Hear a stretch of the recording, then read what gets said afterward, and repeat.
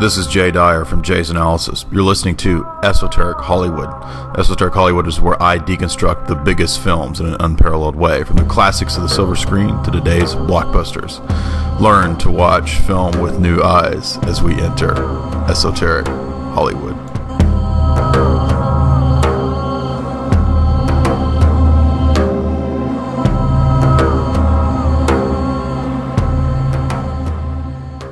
JaysAnalysis.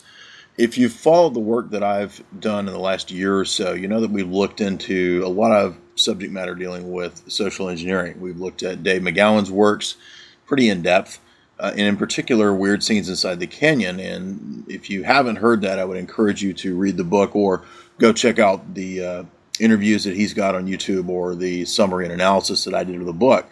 And the thesis there, of course, is that the 60s free love hippie generation era, this was not so much an organic movement, but rather something that might have had elements of organic anti-establishment sentiment, but that were later co-opted.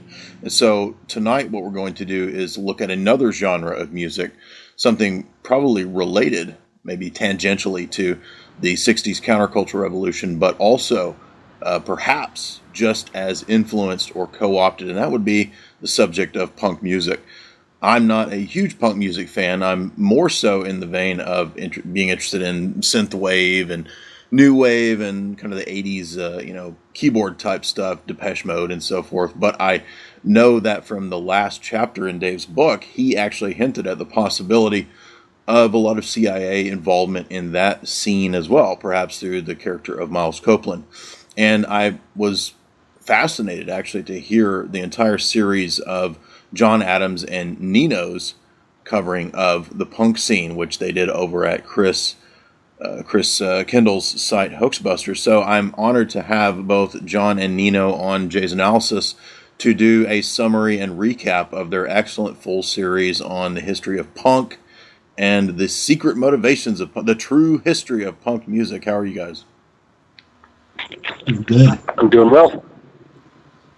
All right, so I guess the best place to start would be, maybe you guys could give us a general outline. I'm sure a lot of listeners will be familiar with punk, but also perhaps not as familiar with the genre. So, I mean, everybody knows about classic rock and 60s counterculture. And would it be accurate to say that punk kind of comes out of another phase of this, reacting to counterculture? Like, is it a postmodern reaction to counterculture? We know it ties into anarchism. Maybe you guys could touch on that. Okay, so when you have at the same time that you have the hippie revolution, 1960s, hippie music kind of splinters off from what would have been relegated as just psychedelic music. And a lot of the psychedelic rock bands, they didn't have this flowery, Thanks, man. Peace and love type thing associated with them.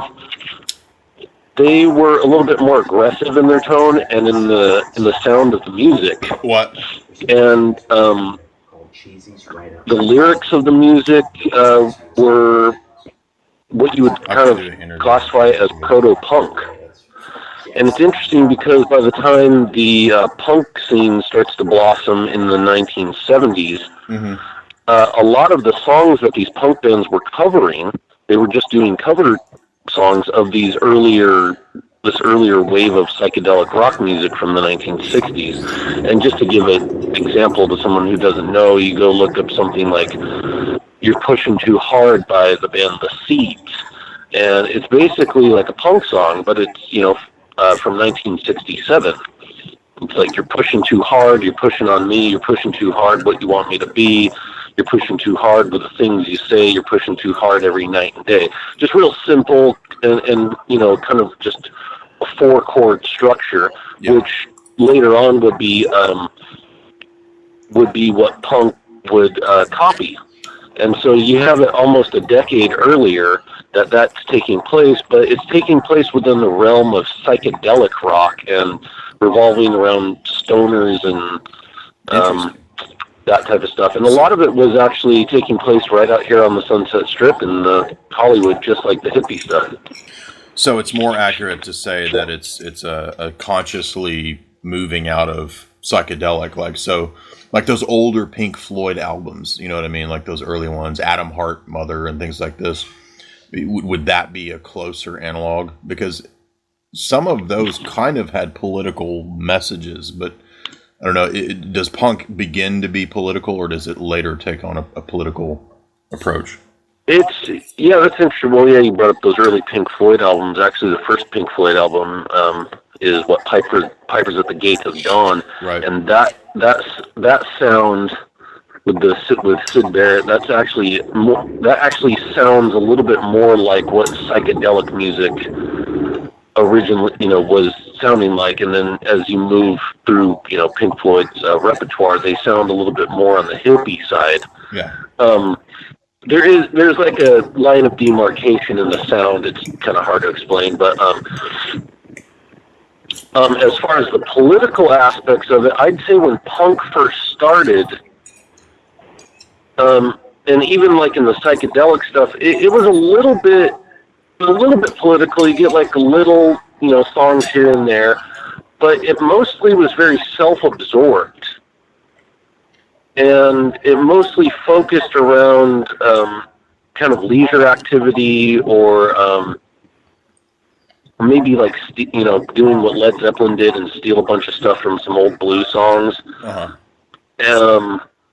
Or it was kind of it was revolved around like taking a stand against something, but not necessarily overtly political.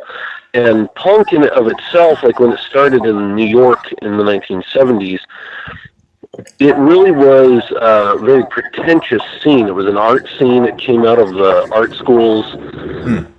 And it was basically people who were wannabes of all of the rock stars, but they weren't cool enough to be as big as Led Zeppelin. So they kind of had this own little scene. And they were on.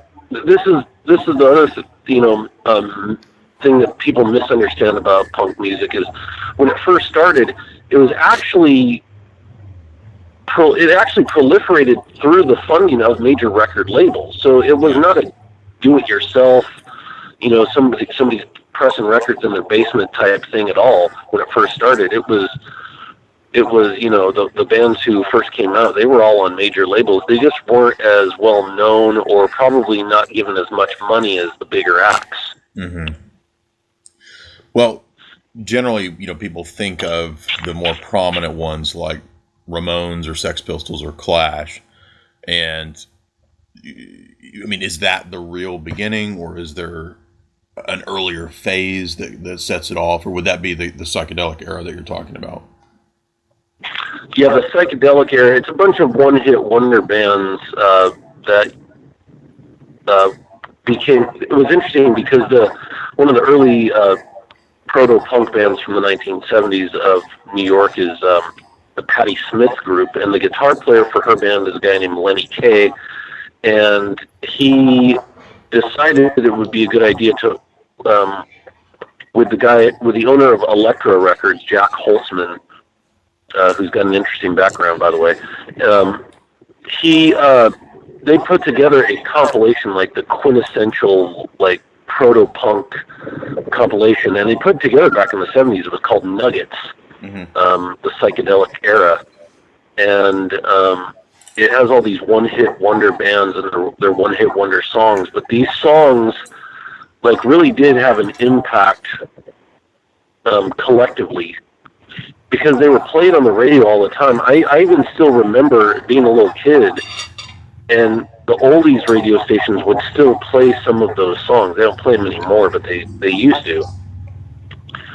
And so yeah, they were still having an impact on people by a decade later, and then into the 1980s.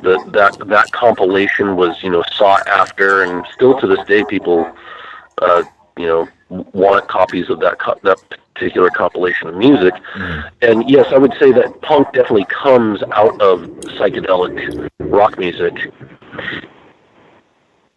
So let's get to some of the meat then, because so you've got kind of these well-known, bigger name bands that would be in the 70s, kind of the face of punk.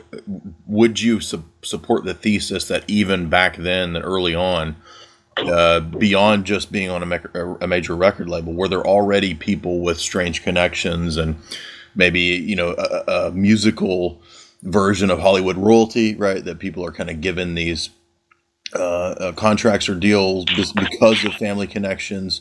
I know that, for example, you and John you and Chris did some really good talks where you mentioned, Katy Perry having like a, oil magnate uncle, Miley Cyrus has a Federal Reserve, chairman uncle, these prominent connections, right? Which may or may not have helped boost this person into the stratosphere of, quote, stardom. What's interesting about the punk idea is that it to prima facie, right, to the face of it all, it's supposed to be anti that, right? It's anti all of this, isn't it? At least so the narrative goes. But is it from the beginning, kind of already being set up, or do you think there was a period of legitimate, organic anti-establishment fervor? I don't think that the hippie thing in and of itself was ever organic from its inception. I think it was probably manufactured from the beginning. Right. That's not to say that there weren't people involved with it who weren't really anti-war or anti-establishment. It's the same, and that's what I think is the same thing with punk. I think it was probably something, like I said, I think when these things are concocted, they're concocting them off of desires and what's the word I'm looking for? And attitudes that are coming as a result of certain things within society. And I people are studying this type of stuff all the time. Right. All of the things that blossomed out of either psychedelic music or punk rock music, it doesn't necessarily have to be every last little bit had to be like thought up in a think tank. Yeah. What I generally tend to think is that there are ideas about like what about how to corral people into groups when it comes to rebellion. Mm-hmm. Because rebellion is much easier to it's easier to control, but it's also easier to control if you kick it off yourself. Yeah, right. That's the way I look at it. So it's like if nobody's thinking about rebellion, and then you just decide, well, you know what, nobody's thinking about it right now. This is probably the best time to do it before somebody starts thinking about it. And so, like I said, that's my particular view on it. And yes, you have a lot of interesting connections with a lot of different names and faces. When it comes to punk's beginnings, and Nino definitely has a whole list. He's got his whole database full of that type of stuff. But one thing in particular, if you look at the well, you were mentioning like the Ramones and the Clash and that type of stuff. Just to give an example, the New York Dolls are considered to be like, one of like the first kind of punk bands, I guess, like where punk's kind of used. And around the same time, there's another band called Iggy and the Stooges. Right. And they don't really sound like what you would call punk music. They would sound kind of more like a noisy Rolling Stones. Mm-hmm. Okay, so they don't really have the punk sound as people would think of it. Like, I guess Ramones and the Clash later would kind of trademark. What's the word I'm looking for? Well, that's kind of what people think of when you think of punk. Right. And so, but the New York scene in and of itself is like full, like I was saying, it comes out of the art school scene. It doesn't have anything to do with rebellion at all. So is it London or New York that's really, or LA that's kind of the real birthplace? What would you say? Oh, New York. Okay. Yeah, it goes New York, London, and then proliferates from there outward. Mm-hmm. So yeah, it's like New York scene kind of started with Velvet Underground in the '60s, mm-hmm. like the art scene and Andy Warhol and the Factory and all that stuff. Yeah, I seem to remember. And I did listen for a while when I was younger to Lou Reed and stuff like that, and I'm wondering. It seems like I think you guys touched on that at one point in your series, and wasn't there was something bizarre about Lou Reed? I mean, obviously, Warhol had connections to the CIA's interest in his so-called art, but wasn't there something curious about Lou Reed as well? Yeah, Lou Reed's got some bizarre stuff in his background. Nino has the whole list of it, but yeah,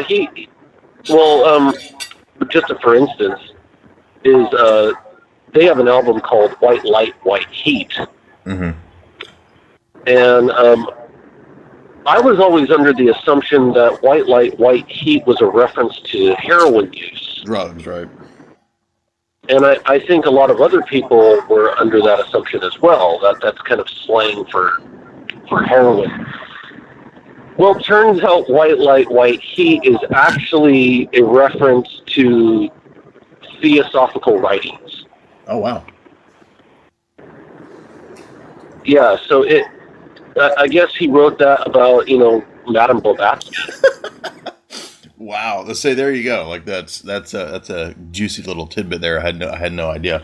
And you guys probably I knew it was something but I'd forgotten, but there you go. Yeah, I never would have dreamed that Lou Reed was thinking about Madame Blavatsky, but actually when you look at it's not far-fetched because Elvis had an intense interest in Theosophy and Blavatsky.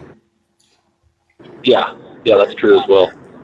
I don't think, but as far as like, don't be cruel or hound dog having some Blavatskyan undertones, I don't know about that yet. Hound dog is an invocation to Cerberus, the dog. I'm joking. Yeah. Hound dog's about Sirius, the dog star.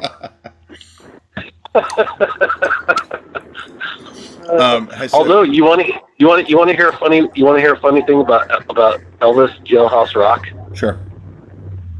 Okay, this is just for fun, but it is kind of weird. Okay, so if you go into the lyrics of Jailhouse Rock,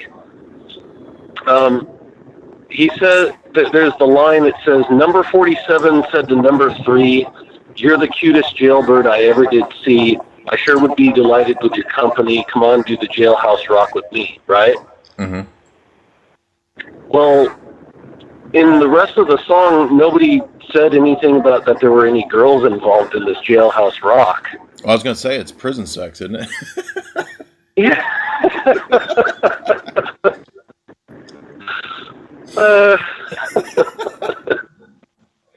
Well, okay. So I was listening to that song one day, and I was like, I hadn't listened to it in a while, and I was just like, wait a minute.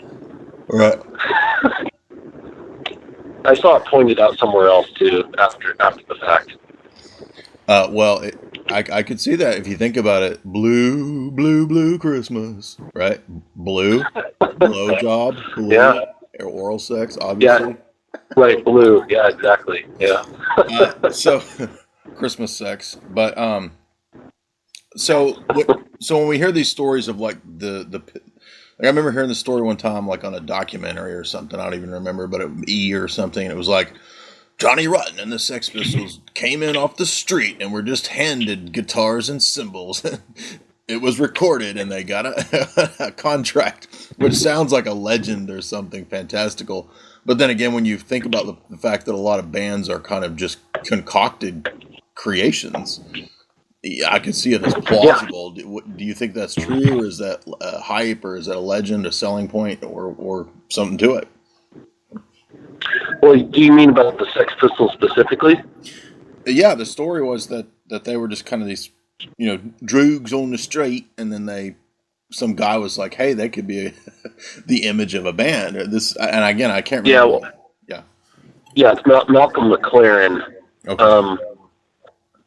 And he owned a shop called Sex in Piccadilly Circus with his wife Vivian Westwood, which, by the way, I'll tell you how punk rock she is. She designs clothes for royalty. That's how punk she is.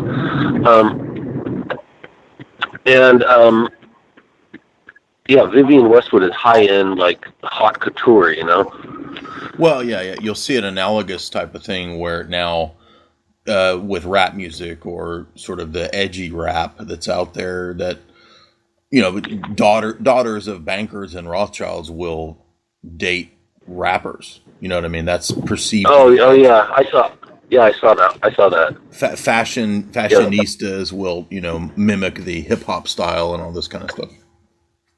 Yeah, that's true.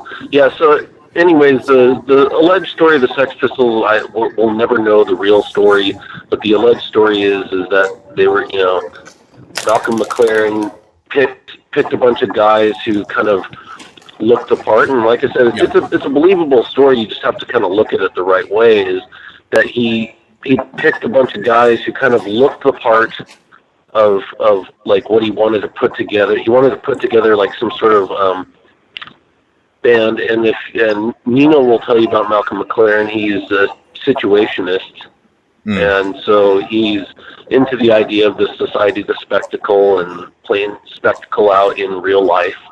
And so that's exactly what the Sex Pistols were. It was a spectacle, and even though I don't have proof, I would definitely say that I believe it was a manufactured spectacle and probably allowed to happen, because they put out a record called God Save the Queen, She Ain't No Human Being, there is no future, and England was dreaming. Well, this was getting radio airplay, and then it gets subsequently banned. Of course, when it gets banned, it becomes more popular than ever. Then they get kicked off their record label EMI. You have to wonder, like, how EMI, being the the mega corporation that they are, how they ever allowed the Sex Pistols to record it and put it out in the first place. There's the famous footage of the Sex Pistols live on primetime TV, being stoked into saying cuss words on television. And and the host is egging them on to do it. Is there a connection? Let me ask you this, John. You mentioned spectacle. Is there a connection between performance art and punk? Like, is there a direct connect there? Oh, absolutely. Would this be like the G.G. Allen type guys that are like smearing feces on themselves as part of the quote act? You know what I mean? Absolutely. Yeah, I would say so. I mean, I believe that there are people out there who play in punk bands who they really, really believe in what they're doing, and they think they're gonna Yeah, right. They're really saying, F you to the world. Right.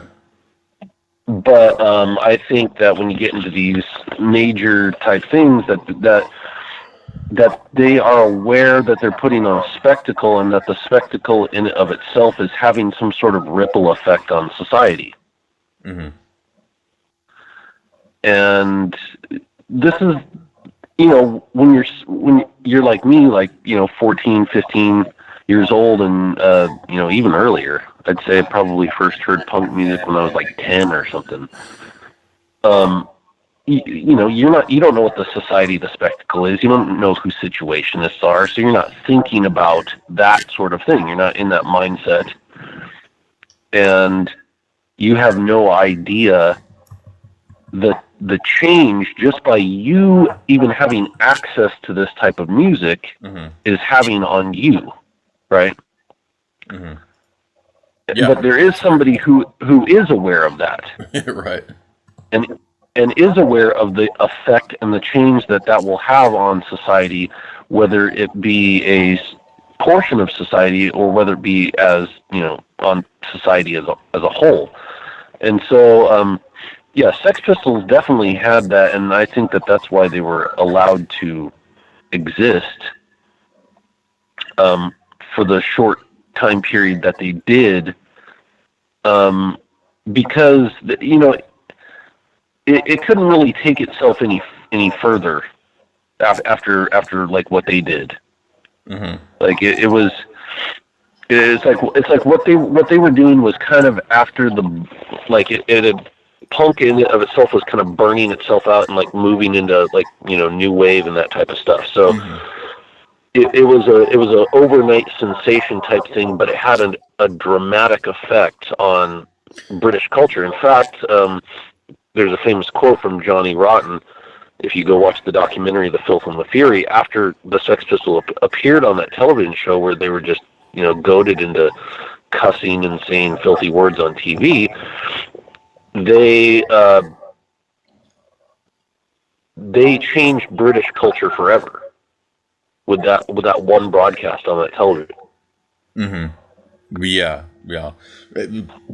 Comparable to like an Elvis type thing, like Elvis gyrating his hips is like this big cultural deal.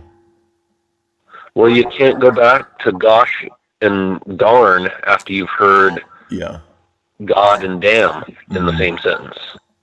Interesting. Right?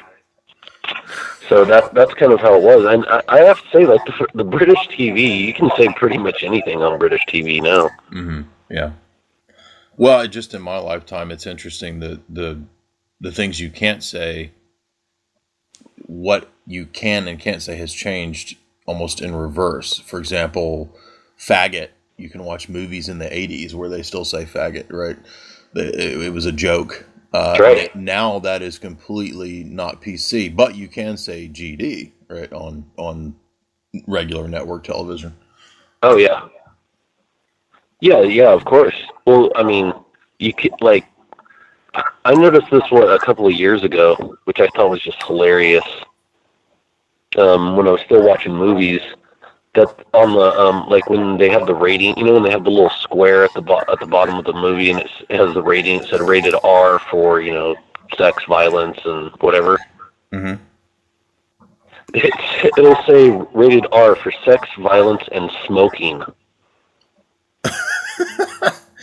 That's funny. We were talking. I was talking to a buddy of mine about that today. We were talking about smoking and the demonization of tobacco, which is, and I think maybe you and Chris touched on it on a show, and I agree with. I think what I remember you saying. What I think this demonization of tobacco is, and we're getting a far field from punk, but we'll get back to it. I think it's kind of just a social engineering test to see what they can and can't ban. You see what I'm saying? Like, oh yeah. I mean, I don't think that they don't care about anyone's health, but the demonization of tobacco is, I think, intended to be merely a way to set precedent for saying what you can and can't do, say like in a public area or at a job, like you can't have a smoke break anymore because smoking is now a civic sin. You know what I mean? Oh yeah, and I'm skeptical as to whether smoking actually gives you cancer. Yeah, I agree. Like the act of smoking in and of itself, like obviously I believe that the chemicals in the cigarettes give you cancer, but not tobacco per se, right? But not tobacco. No, I don't believe tobacco gives you cancer. So let me ask you about. But I don't smoke. So that's even coming from a non-smoker. Right. So if we go back to the question of punk, I mean, I remember when I was a kid, say in the 80s, the idea of a punk rocker was something that was kind of telegraphed through movies or comedies, right? It was kind of like the punk guy. You know what I mean? He was just kind of a comical sort of character who might show up in a sitcom or show up in a movie or something like this. But it was never... did punk music really have much of effect in terms of the American youth is what I'm trying to say. I mean, everybody still listens to the Beatles and the Doors and that kind of stuff. And I do see a lot of people wearing Ramones shirts and things like this. But I mean, to what degree would you say that, quote, punk music has infected the American psyche? Well, I'd say it's affected the American psyche 98%. Oh, really? Well, let's say this. You ever watched a cooking show on the Food Network? Yeah, probably one or two ever in my life. Yeah. Okay, so you familiar with how chefs are all sleeved now and they have mohawks? No, I didn't know that.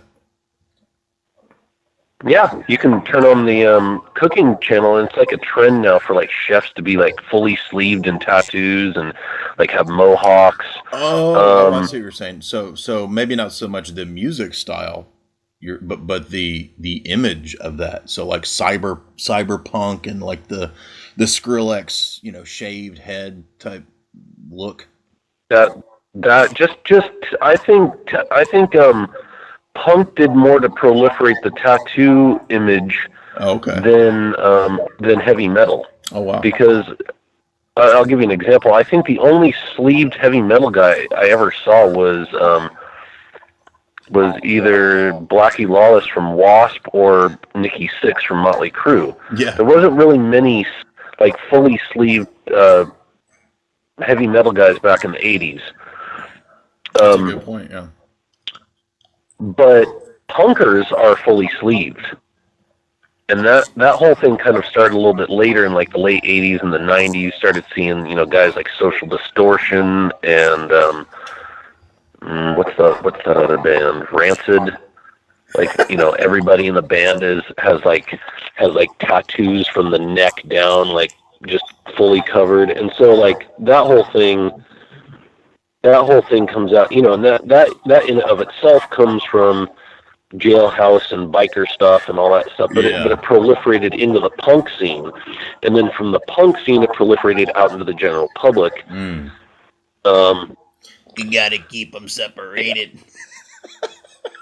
Yeah, exactly. I think you guys actually touched on the Offspring at one point in the talk, where you were. I think you said that guy actually wasn't really into music. Oh well, all of the punk bands, they have these. They have a lot of these stories, especially the later ones. That guy, and that singer, that guy Dexter from the Offspring. He is what is he? A bioengineer. He's like a bioengineer and wrote like some thesis on HIV. He has some bizarre. You look it up. It's bizarre. I mean, it's just he's like a doctor. Right. Same thing with the guy from Bad Religion. The guy from Bad Religion is he gets interviewed on MSNBC because he's like one of the top atheists. Hangs out with Sam Harris and he like teaches at UCLA. He's a professor. So that's what punk is. Obviously, I mean, when you think of punk, you think of like wealthy academics like hanging out in the halls of power, right? Well, that's a great segue into where I wanted to go next, because I remember some of the first talks that you guys did that set the series off. You were touching on Henry Rollins, and that's one of the few punk people that I did know a little bit about, and I always thought it was weird. Just because of Henry Rollins kind of having a Hollywood connect and being in films and comedies and so forth, and at the same time being this poet, and then he's also got these like weird economics degrees or whatever his degree was at some strange establishment university. I've already forgotten what it was, but maybe you. So that was his dad. Okay, but his dad was an economics. His dad was an economist. Mm-hmm. And the way that I got kicked off on this original information was because of Dave McGowan. Mm-hmm. I read Dave McGowan's books. I read his articles like 2008, 2009, right when they came out, and I just got to thinking one day that, like, a couple of years earlier, like around 2006, some friends of mine had been having a conversation, and I was kind of halfway listening to the conversation, but they were discussing a documentary called American Hardcore, and it was a movie about punk. And one of the things that gets mentioned in this movie, maybe even for the first time bringing this to light, is that a lot of the original Washington, D.C. punkers are sons of people in powerful positions. Mm. And so my friends were talking about this, and one of the persons that they mentioned was a guitar player from a band called Marginal Man, and his name is Kenny Inouye, and his dad was Senator Daniel Inouye, the guy who was the head of the Iran-Contra hearings. Oh, yeah. Okay. And that guy was like a senator for like 50 years. He's basically like right. He's like American royalty. Yeah. Right. Well, his son was in a DC political punk band. And once you get into the Washington D.C. scene, that's where you start to, and the culmination of kind of moving away from punk and then into this thing called hardcore, which took on a whole new life and meaning of its own. That's where you see the politics start to creep in. It moves away from this, like, lyrics kind of focusing on leisure and rejection, and you see it kind of more taking on political things. And you can span the entire catalog of punk, and I would challenge anyone to find anything conservative, because I've never. It is entirely dominated by liberal philosophy. Yeah. I mean, you look at Rollins' activism is LGBT stuff, and I had thought about there was something Manson related, and he produced an album of acoustic songs for the famed convict Manson called Completion. Henry Rollins, that is. Now, you just hit me to something I didn't know. I didn't know he so Rollins put out an album for Manson? Yes. The really? album's titled Completion, and I was thinking about that because I remember I've had some friends over the years who were off and on Henry Rollins fans, and so they would mention stuff here and there about him, and there always seemed to be this kind of activism in regard to Rollins, where he's always championing some cause, but the causes are incoherent. They're not. They're always like, it's like he's selling something, you know what I mean? But it's not part of a coherent worldview. It's like Manson over here, LGBT over here. It's all over the board, kind of. Then it's going to be World Hunger Relief. It's just all over the board. West Memphis 3, right? Basically, whatever could be a quote liberal cause, right, in a general sense, but it's still not consistent because a lot of these so-called liberal causes are not liberal. Well, let me just, Nino will give you a larger picture of Henry Rollins, but I'll give you a brief one. He basically went to he attended the Bullis Naval Academy, okay? Mm-hmm. Now, the Bullis Naval Academy is where billionaires' kids go. It's where it's a naval prep school for the Naval Observatory, and it's a very, very prestigious school.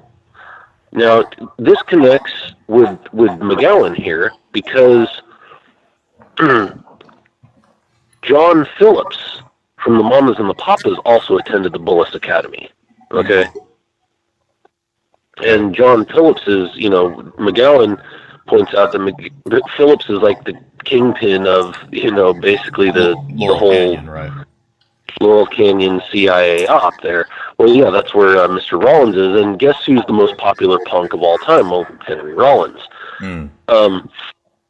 And Henry also lives in Benedict Canyon, right next to Laurel Canyon. Oh, okay. But yeah, Henry went to the Bullis Academy. He was, he went to, did he go to American University? That sounds right. He attended the American University for a little bit. He worked at the National Institute of Health for a little bit. He did some other stuff, but yeah, and then his dad is Paul. Henry's real name is not Rollins. Apparently, you've got so many stories with this guy's life. He's got a whole bunch of stories about a whole bunch of different things. But Rollins is apparently like a character or like some sort of entity that he becomes when he's on stage. Oh, so he's got the mythology of the Gaga type thing, right? Which or the yes. Yeah, the stage persona, like Ziggy Stardust type thing. Yeah, so Rollins is the name of the being he is when he's on stage, but then his real name in real life is Henry Garfield, but that's not even his real name either. His family's real name is Garfinkel. Oh, wow. Okay. Okay. Well, we all know that Jews changed their name for Hollywood, so yeah. It's well known. Yeah. So, well, his dad changed the name at some point, I don't know why, but his dad was in the Navy too, and his dad became an economist, but he's not just any economist. He is he's an economist who is hired for, like, he's like a hired witness, like for court cases within government. Okay, but he's also like a public utility economist. It's like it's really high end stuff. Apparently, it's stuff that where like they're looking at resources where like what to invest in, like as far as resources for the future and like how to make profits off of resources. Yeah, so like mega level shady stuff. Yeah, his dad is he's a big time dude.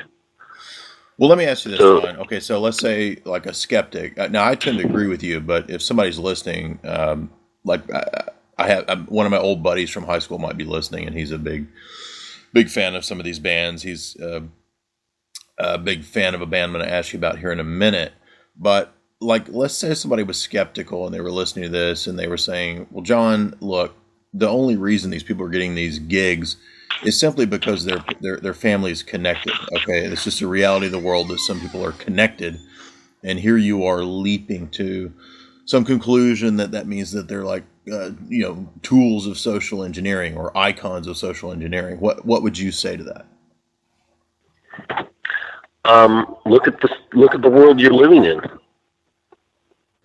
I mean, can you honestly look back at the 60s and say that wasn't a social engineering project? Like, knowing what you know, I'm saying you, Jay. Let's just say, for instance, you were the skeptic and you were challenging me, right?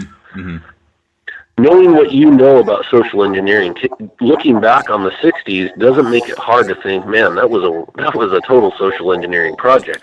Because if it was real opposition, it would have never even got it off the ground. Yeah, you don't get a lot of big support and money and deals and contracts, at the level of national interest and total exposure, unless you're playing ball with the kinds of plans that they have. So, like, for example, today we see it when people are caving to things like transgender, right? And you hear stories of, oh, so-and-so is not going to be hired anymore because they're not going along with a transgender agenda. I'm just using that as one example because I think that there has been there's been a conscious decision to push transgenderism, and Oh yeah, and a lot of that came out of punk rock too. Oh, interesting. So, what's that guy's Yeah. name? Who's that guy?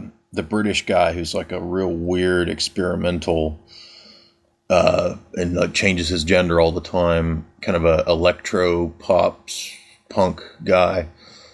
I'm going electro pop punk guy. He's into Crowleyanism stuff. A UK guy who's done all kinds of weird quasi porn type music, but pretty popular, pretty well known character. Oh shit! I know you're stumping me. Well, you guys mentioned him. He actually came up in the course of the series. I know you mentioned a lot of names, but he's one of these British figures who's still kind of seen as avant-garde. He's still seen as relevant and popular in that very fringe.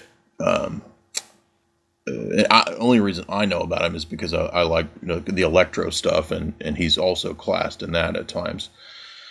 But he's a big transgender guy. I forget his name, but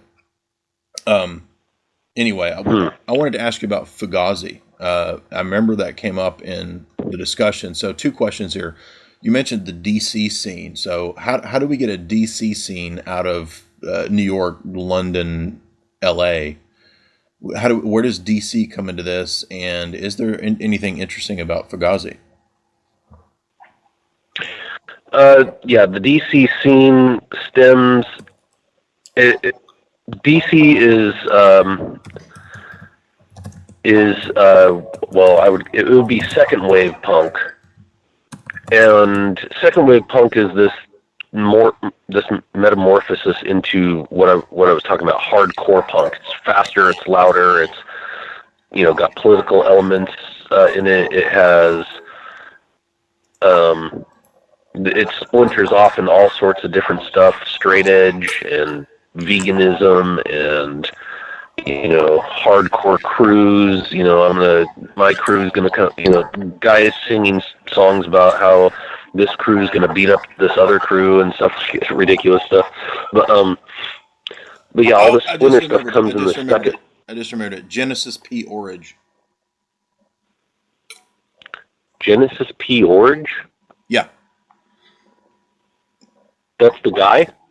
Well, I believe he's originally a guy. I think he's a woman now, he says. No, you stumped me. I've never heard of him. Okay, yeah, he's another one of these interesting guys you would like in your series. So you should look into him. I'm sorry. Okay, I'm sorry. Yeah. It just popped in my head. Go ahead. No, it's cool. It's cool. So the second wave of punk, it kind of, so it comes out of New York and London by way of like a younger generation was caught wind of this punk rock stuff.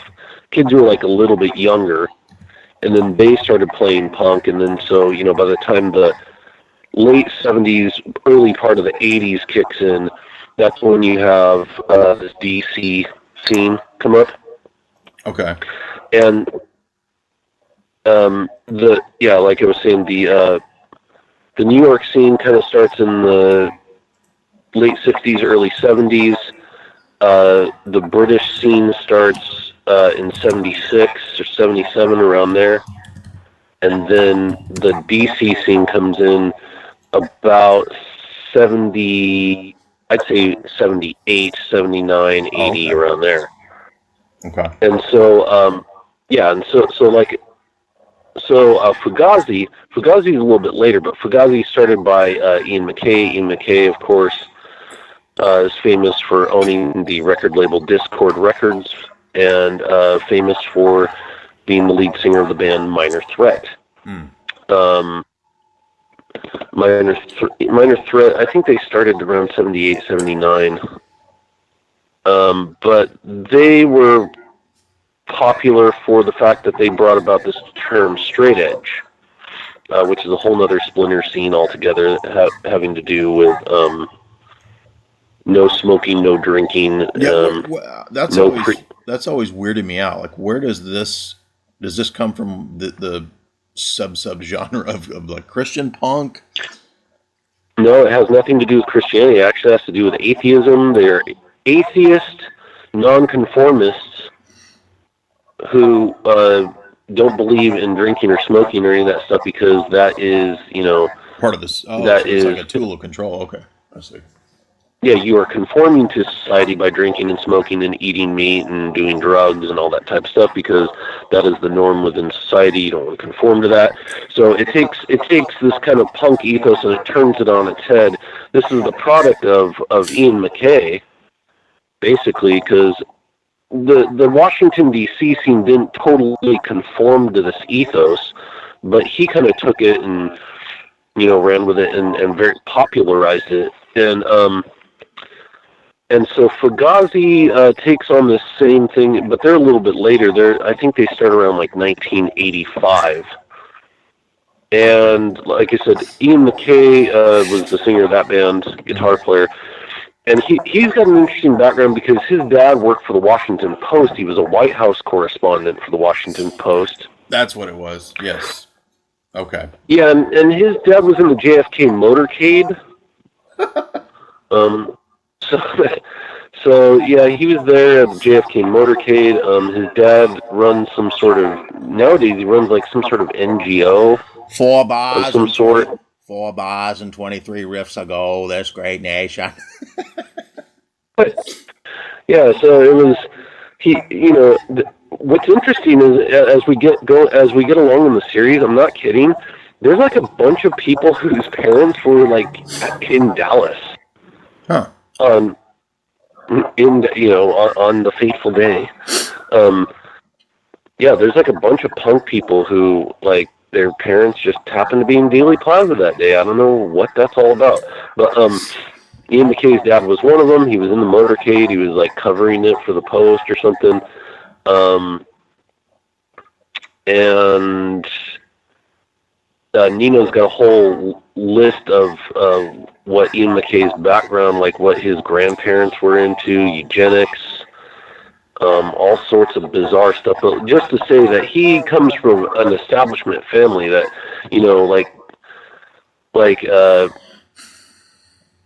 I can't remember which one it was. Nino will tell you though, but he has their parents, have to do with the Sidwell School, where all the people in Washington send their kids. Oh, okay. And so this, they're connected to the Sidwell School. So this is not your average, just whatever family. Mm-hmm. It's also not a family that you're gonna have, like your son when he's like 15 years old, he's gonna go around and tour. With a bunch of other kids, like, who like have bald heads and, they're wearing chains for belts and, mm-hmm. And then, another point that was made during our discussions was that this was a very violent scene, and it is well known that punk music during the 80s was a very violent scene. These upper crust families are going to allow their kids to, go participate in this. Mm-hmm. It seems very strange. It just strikes me as very strange. So, if there was a reason for all of this to if you look at it from the perspective that this is creating a spectacle, creating a rift, creating a revolution, and moving society in a particular way, then I think that there's a case for that. Mm-hmm. And around the time of the 1980s, especially with Fugazi, this is one interesting thing about Fugazi. I've never brought this up, but what they succeeded at was making punk kind of smart. Okay, I can see that. Yeah. Like they become like it's like punk is now wearing like Oliver People's glasses. Yeah, I mean, the Fugazi dudes were wearing, like, baseball hats and nice shirts and shit like that. Yeah. Yeah, so it kind of... Like because preppy punk, almost. What's that? Preppy punk.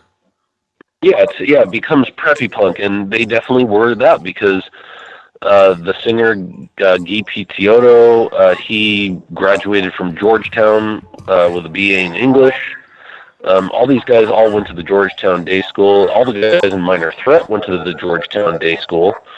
In Ian's previous band, the drummer for Minor Threat, Jeff Nelson, his parents worked for the State Department. Lyle Preslar, the guitar player from Minor Threat, his dad was some uber lobbyist. Brian Baker, the other guitar player, his dad worked for the Washington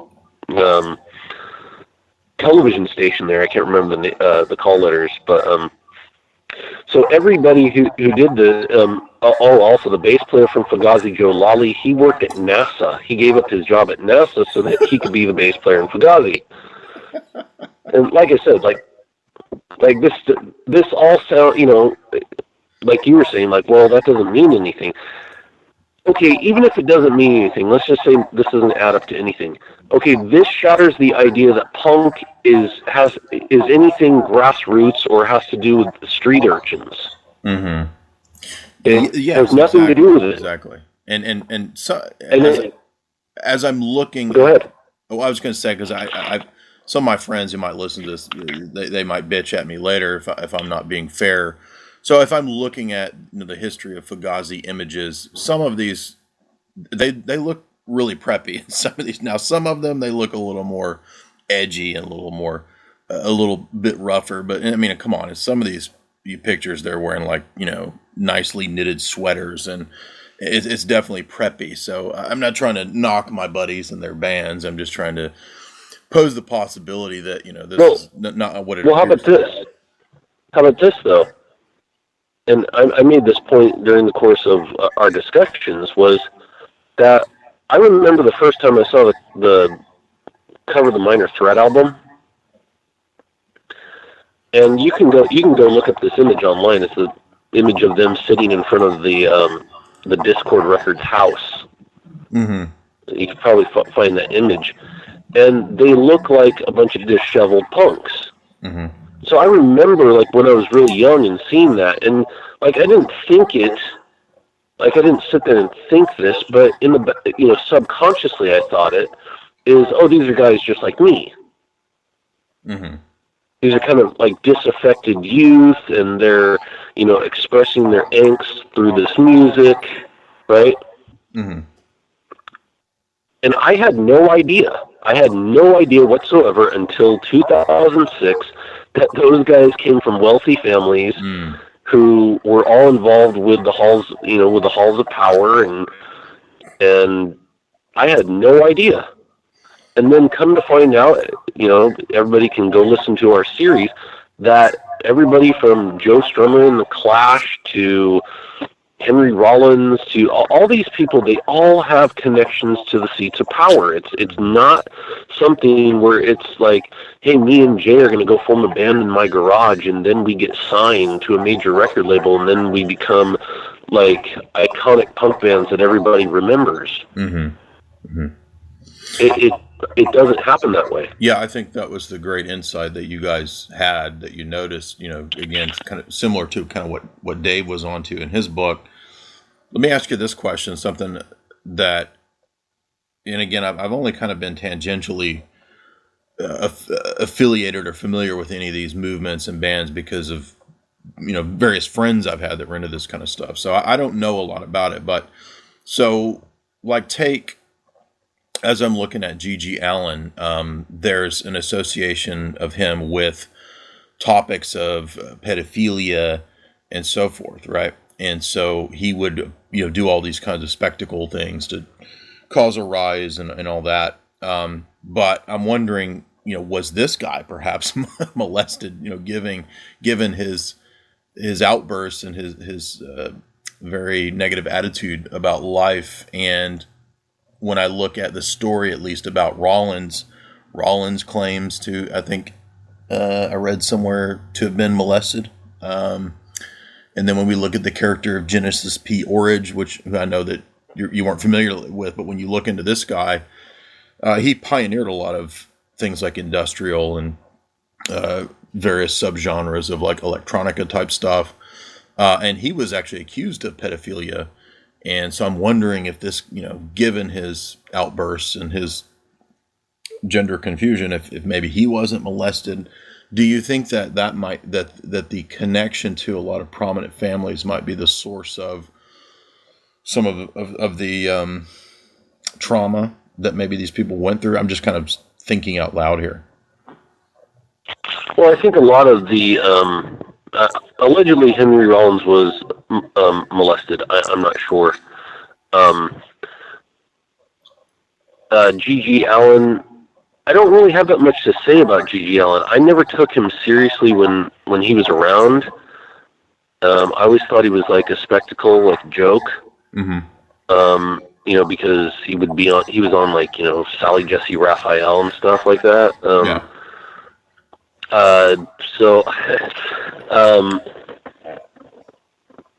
I don't know. I haven't really looked into G.G. Allen that much. I had a buddy who kind of had a brief interest in him, and then I had another buddy later who liked him just because he was so yucky. So yeah, what's funny is he had a band in the '70s that was just like a rock band, and they didn't play anything like that. Like he didn't sing anything about that type of stuff. Okay. And so like I actually know some of the songs from that band, but the other stuff, like, I was not into it at all. It just wasn't my bag. And then it was so over the top that I was like, give me a break. This is ridiculous. It's kind of like the Ghetto Boys. You ever listen to the Ghetto Boys? Oh yeah. Okay, like the Ghetto Boys. Yeah. The Ghetto Boys were so over the top that you couldn't take them seriously as gangsters. Well, yeah, I'll tell you one reason that you can't take them seriously as gangsters is because this is a true story from my buddy from Nashville. Bushwick Bill, I'm not joking. Like, every time he comes to Nashville, he will get arrested because there is a midget criminal who looks like him. And I'm not joking. Bushwick Bill has been accosted by the police like 2 or 3 times because he looks like this other dude. It's great. Yeah. That was the thing. I just remember, like, I remember the first time I ever heard the Ghetto Boys, and like I was like kind of scared, like, because I was really young. I was like, oh my gosh. And then my friend's like, what? This isn't real. This is ridiculous. Well, yeah, you're right. Actually, it is ridiculous. That's kind of like G.G. Allen is, and that's how punk is in general. I mean, I'm almost 40 years old. If you're still listening to punk music and taking any of it seriously, I don't know what to say. You should. This type of stuff was designed. Okay, it was designed to. Whether or not the individual lyrics of the songs, but the whole idea, the whole concept, and the whole collective idea of it, all revolves around pushing certain buttons in people and getting them to change their ideas, their views, getting them to move in a wave-like fashion, because it was a push, it was a nudge. I mean, you're familiar with the Sunsteinian idea of the nudge, right? So. Oh yeah, I read his papers. Well, some of them, yeah. Yes, yeah. So I mean, obviously that predates him. He was just rehashing old stuff. This is nudging people and pushing them, and it's done under the guise of grassroots revolutionary type stuff. It's not, but it's not. It doesn't ever come from there. And no matter where you look, just be objective. The listener, I'm talking to the listener here. Mm-hmm. Just be objective when you put your likes and all that type of stuff aside. I mean, there's still some. I mean, I like that Fugazi song, "Waiting Room." It's a catchy tune. I'm not going to go put it on, but if I heard it, I wouldn't turn it off. But I put all that aside and just look at the stuff objectively, and and look at it for the change that it caused. You see, another thing that came out of DC is the riot girl stuff, the third wave feminism, which connects with the LGBT nonsense and all that stuff too. So the third wave feminism movement got a big boost because this is interesting. You go watch the Kathleen Hanna story, the punk singer documentary that was done on the singer of Bikini Kill, Kathleen Hanna, and she's kind of the poster child for third wave feminism from the 90s. Dave Grohl's wife, right? Or is that right? Whose wife? No, I think they dated for a little bit. No, okay. She is the wife of Ad Rock from the Beastie Boys. Oh, that's right. Okay, yeah. Okay. Yeah, and so anyways,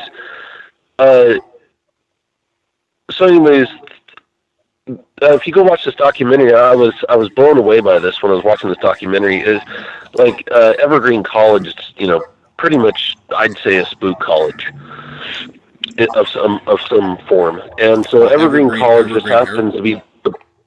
Evergreen Airlines was a CIA airline, admittedly. That is quite interesting.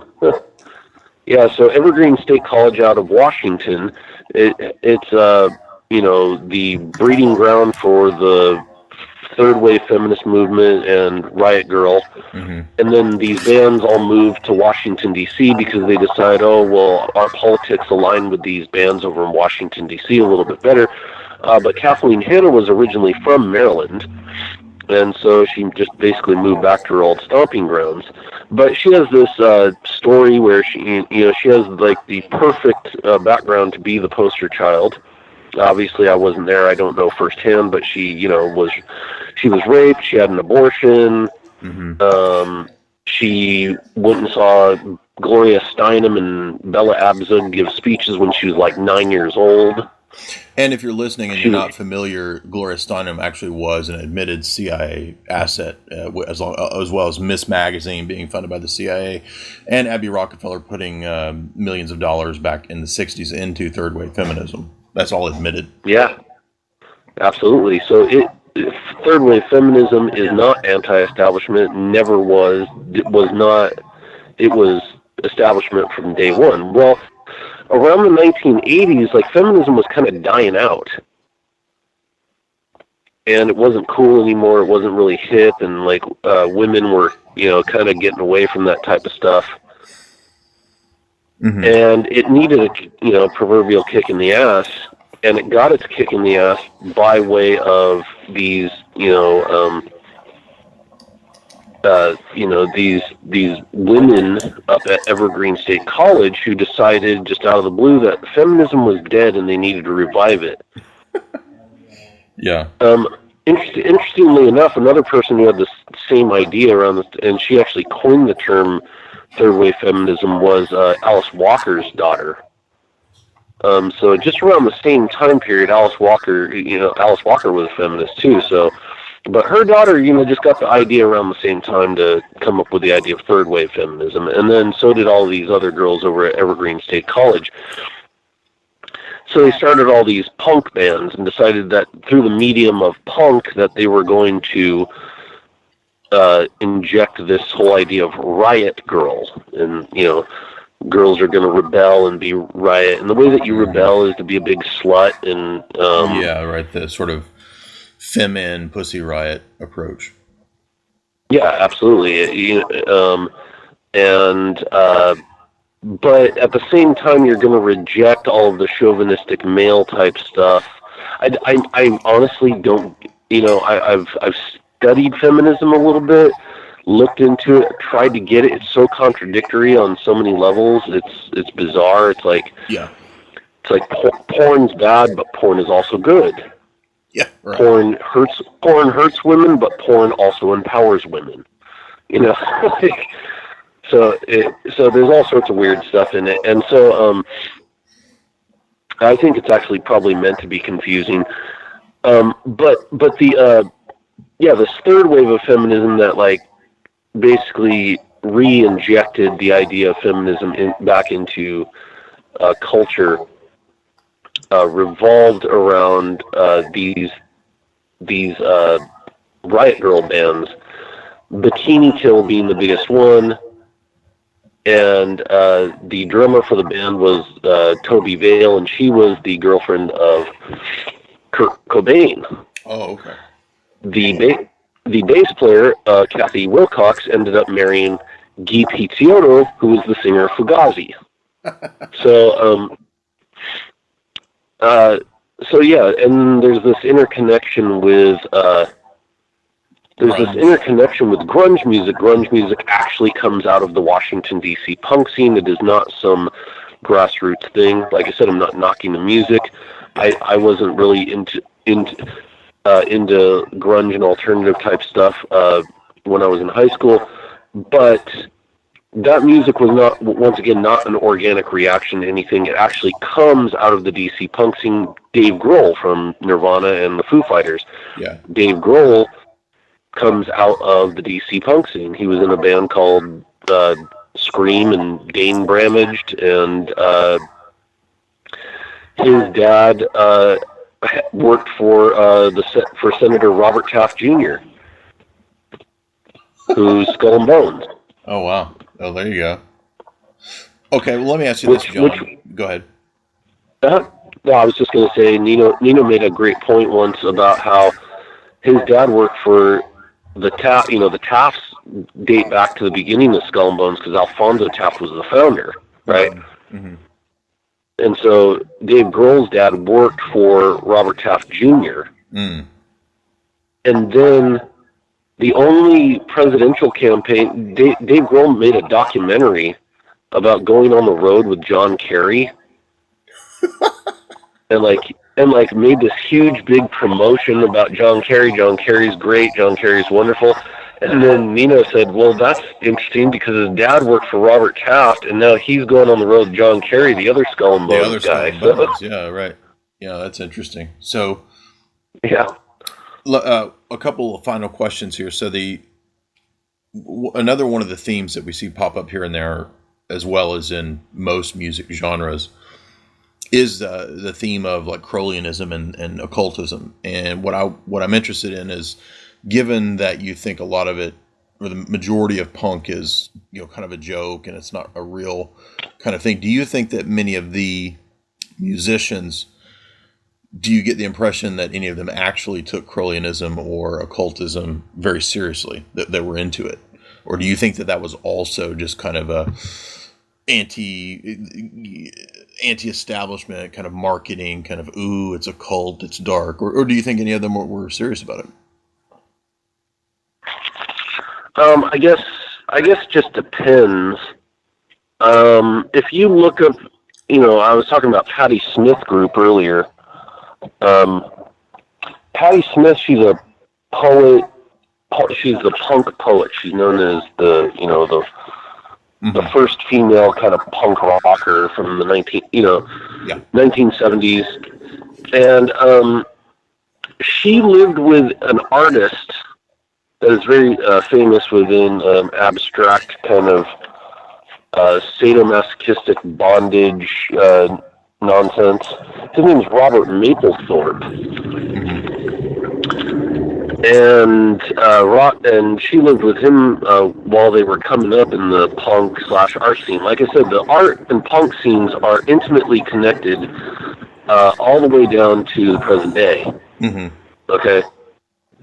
Robert Mapplethorpe, the guy, if you go to the Four Horses Asses of the Apocalypse, that's mine and Nino's and a couple other guys' blog that we just post all this punk stuff on. That's the Four Horses Asses of the Apocalypse.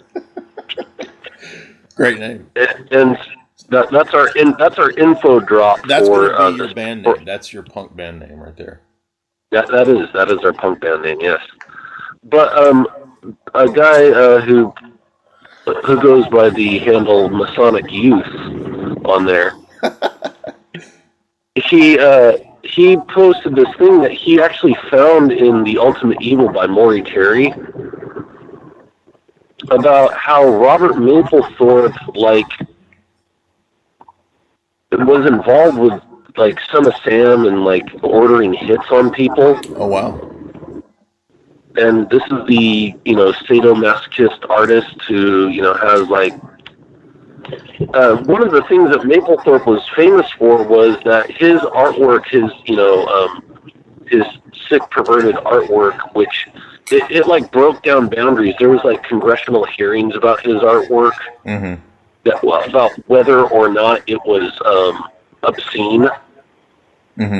But yet they're showing it at like the National Archives, or like not the National Archives. The same thing happened with Genesis P. Orridge in the UK, where the BBC did a series on him and accused him of pedophilia.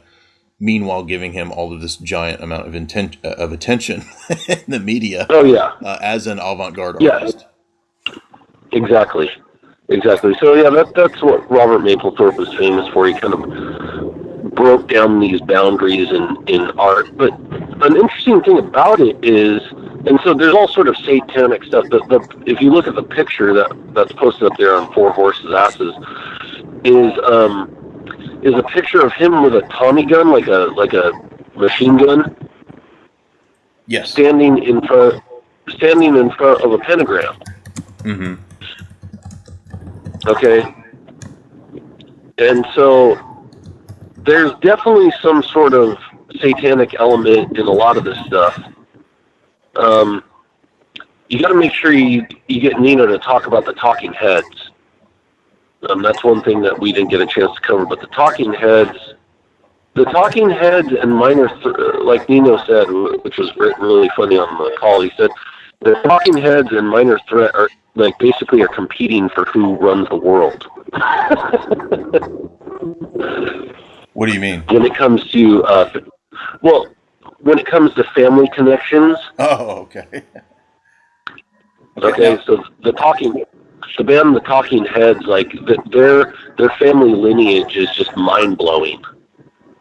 Okay. Yeah, yeah, that I do know some about, and I've had arguments with buddies over David Byrne's interest in Santeria and Candomblé and all this kind of stuff.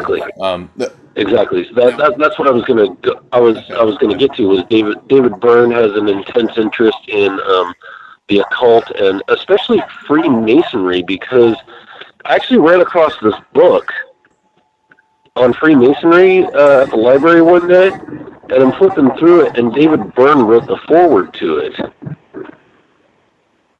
And I thought that was pretty interesting. And then I remember you had actually sent me something about him being into Santeria, which doesn't surprise me too much considering all of the world music stuff he's involved. He's like into all the world music. Right. And but yeah, make sure you get him to talk about the Talking Heads. And so yeah, that type of stuff. I'd say that a lot of it.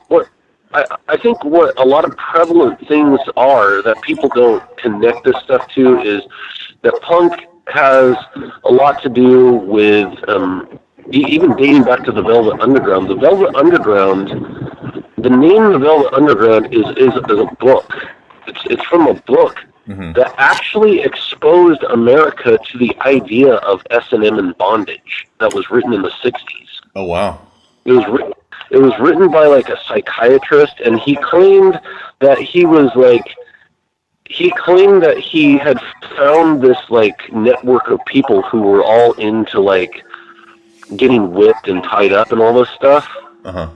But it looks to me like another one of these things where like it becomes a bestseller. Well, like a and it looks to me like yeah, it's like, oh yeah, here I'm exposing this thing, and then basically it hips everybody to this fetish, right?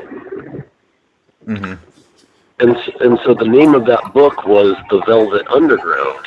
And so even the name The Velvet Underground comes from S&M and bondage. Well, S&M and bondage proliferates all through punk history. It's like it's hand in hand with it. Well, the other thing is that a lot of people don't make the connection with is that S&M and bondage is connected to Satanism. Yeah. And so there's that and Crowleyism as well. Sex magic and all that. I mean, look at here's another band that comes out of the punk scene is the Red Hot Chili Peppers, right? Blood Sugar Sex. The Red Hot, the Red Hot Chili Peppers released an album in like 1991, I think, called Blood Sugar Sex Magic. Yeah. Well, do you know why they named it that? I just assumed it was just Crowleyan, but I don't have not the real story, no. Okay, well, the album was recorded at Rick Rubin's mansion in Laurel Canyon. Oh, okay. There you go. Okay, and you can go find this actual history. Anthony Kiedis talking about this, that they were holding occult rituals while they were recording the album. And you think that's a true story, or you think it's a legend to sell the album? It really doesn't matter, because I'm not making it up. Even if Anthony Kiedis is talking, what's that? I'm not doubting you. I'm just wondering to what degree you think some people might take it seriously. I think those guys might take it seriously. Mm-hmm. And here's an interesting thing. You can go find this on YouTube. Is that the Red Hot Chili Peppers used to cover Fugazi songs when they would play live. Oh, wow. Okay. Well, maybe closing up here, I'll make a point that you and I were having a private conversation about this a while back, and as I was listening to you and Nino deconstruct punk, I was thinking about all the little ins and outs and tidbits of stuff that I knew about electronica, and of course I was never involved in the scene or anything like that, but I've always found electronic music fascinating, and one of the things that got me into it when I was a youth was the band the KLF, and of course the KLF, anybody who's interested in electronica will know about the KLF, and they come from the British duo of the jokesters Bill Drummond and Jim Cauty, who did a lot of spectacle stuff. And what's interesting is that they were also influenced by all of the anarchic situationists. So they tried to do what a lot of the punk bands did. They tried to do this in electronica, and this would include large spectacles like supposedly burning 1 million pounds, which won them some giant British art award. They also you mentioned the firing of the machine guns. They fired blank machine gun bullets at the British Music Awards in 1992 and dumped a dead sheep carcass into the audience. So they did all these kind of spectacles, and you think, where does this come from? Well, the KLF, also known as the Time Lords, they named their band from the Illuminatus trilogy by Robert Anton Wilson. So there's a direct borrowing from RAW.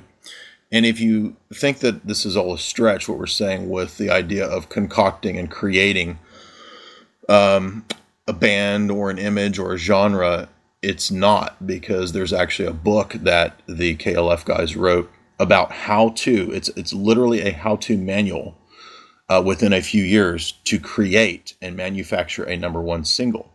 And so it's all about the scam of pop music, written by two guys who supposedly created a #1 single through scamming pop music. Right, the KLF is going to rock you. Mm-hmm. It's not. Yeah, it's a real thing. It's a real thing. Occult magic is used in this. Not magic of cauldrons and but the magic of perception management.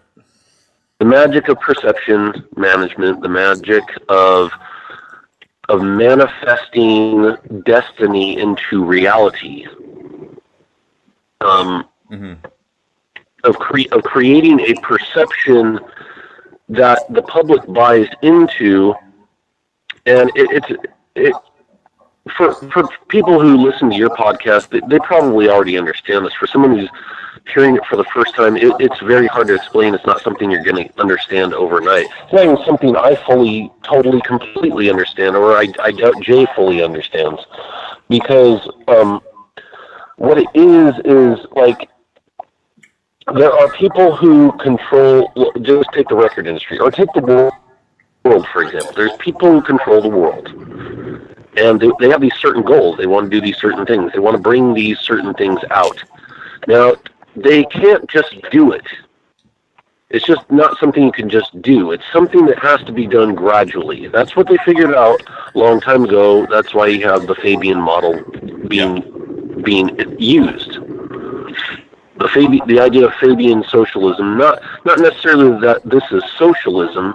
It's just this idea that was used by this particular group, and then that idea was then taken, and then that's what is used on culture today, is this gradual thing, this gradual Fabian style. That comes from Emperor Fabian, and Fabian's idea was not to go in like Caesar and fully, just destroy a country and a people, and just totally take them over. His idea was, no, what you do is you infect the culture. You infect them gradually, subversively. Mm-hmm. And so using this Fabian model is what we have today with culture, and it's been done to liberalize culture. And not liberal in the sense of how everybody, might think like, oh, hey, we have this liberal culture, Jay and John, you're free to talk on Skype, you're free to talk on the internet. That's because of our liberal culture. No, that's not what I'm talking about. I'm talking about liberalizing people because I'd say the best description of it is having an open mind. Okay, that's kind of something that's associated with something good, and always has been ever since I've been a kid. Hey man, have an open mind. Okay, well, if you have an open mind, your mind is open to everything and anything, and your opinions are given to you, and they are switched around and changed and fluctuated, and until eventually you're agreeing with things that you normally probably would not agree with, and you're even agreeing with things that don't logically make any sense, like Chris on Hoaxbusters Call points out all the time, is a guy in a wig wearing lipstick is not a woman, and even if he gets his penis chopped off, he's still not a woman. Okay? Mm-hmm. And people who agree with this idea, it's mental illness. Okay? Yeah, right. But it's establishment funded, promoted mental illness. Yeah, it's establishment funded, but our fluctuation in thoughts and ideas and all that stuff comes from a liberalization process that didn't have anybody's best interest at heart. It has nothing to do with your best interest. They don't want good stuff for gay people. They don't want good stuff for transgender people or whatever it is.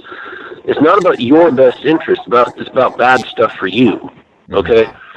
And so punk was a step in the phase of that because what it did is it further eroded reverence for a previous time period. Someone might, like myself, I might even say, well, that previous time period wasn't that great anyways. But I recognize, and I'm objective about it, that the previous time period still maintained some sort of traditional value that needed to be gotten rid of. Yeah. Okay, so whether it was good or not, it still had this traditional element to it that was holding back the further liberalization process. Yes. So punk created an irreverence and like a cynicism, like it furthered along this like growing cynicism that I must say that I can't get rid of. I'm very cynical. I think people my age and your age, Jay, are like, we're like born cynical. Well, that was kind of the ethos. That was the ethos and atmosphere of the culture of. I mean, I grew up during the period of grunge music. So when I was in high school, everybody listened to grunge, and I can back you up in what you're saying, that the whole ethos of grunge music is that none of it is serious. Nothing is serious. Nothing is real. Nothing serious. Don't take anything serious. I mean, my attitude for a very long time was everything is screwed. Don't take anything seriously because everything sucks. Now, right? And now you think about transgender stuff. When I go back to the grunge bands, many of the grunge bands were known for wearing dresses. The Sunny Day Real Estate, Meat Puppets, Kurt Cobain, they quite often performed in drag. Absolutely, and like I said, the grunge scene comes directly out of the Washington, D.C. political punk scene. It is a direct. We're going to touch on grunge in the future because it is directly connected to Washington, D.C., Evergreen State College, Sub Pop Records, all that stuff. It comes out of a scene that had a direction. There was a direction to it. It was a direction of Generation X. The later part of Generation X, our part of Generation X, was the cynicism had to be taken to the next level, and the irreverence for anything traditional, which actually the cynicism started in the psychedelic era. And, we could do a 2-hour talk on cynicism, but but the cynical nature actually comes, in the period before psychedelic music, like people still were like, like the Beach Boys had songs like "Be True to Your School." People still, would, had reverence for, saying the Pledge of Allegiance and all that type of stuff. I'm not saying that stuff is good. I'm just saying that was a time period where people weren't cynical about those things, which means they weren't cynical about other things that were good, like family traditions and getting together with family. But see, once you start making people cynical about other things, then like they become cynical. Well, I don't want to go to grandma's house. That's stupid. Yeah, right? Like I could see somebody like an Aldous Huxley or a Ewan Cameron or some social planner type guy sitting in some lab or in some think tank. I could see them, and we actually have kind of inklings of this in things like Changing Images of Man and so forth. But I could see them actually saying, rather than trying to completely change the mind of one generation, what we ought to do is first erode something like patriotism, right? And patriotism is very much a scam and very much used as a tool for getting people into fighting wars and things like that. But the eroding patriotism can be a means by which you can go to the next step to erode something like the relationship between men and women. Then you go to the next step to erode something like the relationship between what a man and a woman is, gender, right? So then, so it's like stage by stage, as you mentioned, that Fabian gradual model is much more effective through the corporate monopolistic capitalist culture, pop culture. Yes, and if your heroes, by the time the '60s come around, people were, getting their ideas from television and the Beatles, and they weren't going to church or stuff like that. Pop culture had become the place where they got their values and ideals from. Yes. And by the time the 1980s rolls around, family traditions and all that type of stuff is second. It's on the back burner as opposed to like what people, what am I trying to say? It's more important to read Rolling Stone magazine and hear what, the Clash has to say about what's going on in the world than it would be to hear what your grandfather might have to say about it. And so this process, it doesn't appear to me to be a natural progression. It doesn't appear to me to have some sort of natural thing to it. I look at it as this was fostered to erode away at the traditional stuff, and you see that because punk is in every shape that it's ever come in. I don't care if it's the pop radio punk, Blink 182 or whatever it is. It is always anti-tradition. Mm-hmm. And I'm like I was saying, I'm being objective about it. I mean, I know you know this, Jay. You've had plenty of talks with us at Hoaxbusters Call, but for the people who've never heard this before, I just look at it objectively. I don't say that old traditions were great and wonderful or any of that type of stuff was good and wonderful, but at the same time, I recognize that by eroding all that old stuff, there's probably something in the old stuff that was good that really needed to be gotten rid of, and that was the real target.